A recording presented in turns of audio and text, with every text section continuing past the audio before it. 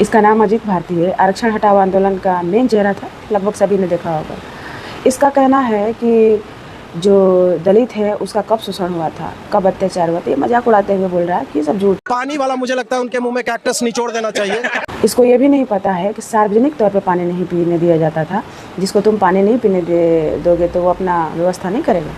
इसके अनुसार तो हम भी बोल सकते हैं ना कि तुम बोलते हो कि हज़ारों सालों से मुगलों ने हम पर शासन किया, हिंदुत्व को जबरन मुस्लिम में परिवर्तन करवाया, तो फिर तुम कैसे जिंदा हो, एक हिंदू के रूप में कैसे जिंदा हो। ये गलत कैसे हो सकता है जब व्यवस्था उस समय मनुस्मृति के अनुसार चल रही थी, जब समाज उस समय मनुस्मृति को फॉलो करता था।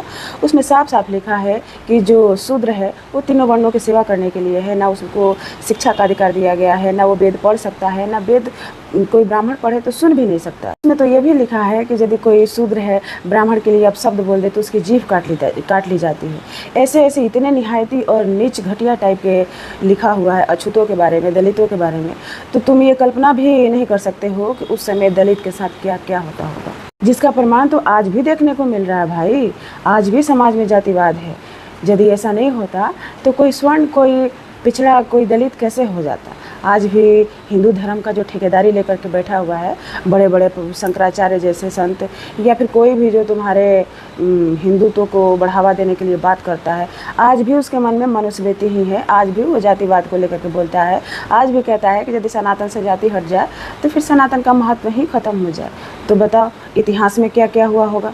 और ये हिस्ट्री की बात करता है। हम इसके इतने सारे वीडियोस देखे हैं। इसके मन में तो आज भी जातिवाद कीड़ा भरा हुआ है। डोम चमार जैसे शब्द का इस्तेमाल करता है। जातिगत विशेष जो है नीचा दिखाने वाली वैसी बातें करता है। हुआ है अपनी बहन की शादी किसी डोम से करवाई हो या अपनी माँ की शादी किसी चमार से करवा दी हो। किसी ने इसके वीडियो पर कमेंट कर दिया था कि चंद्रशेखर रावण से अपनी बहन का शादी करा दो, तो तुम उसको पर्सनली अटैक करते, या फिर चंद्रशेखर रावण से तुमको दुश्मनी था तो तुम उन्हें बोलते।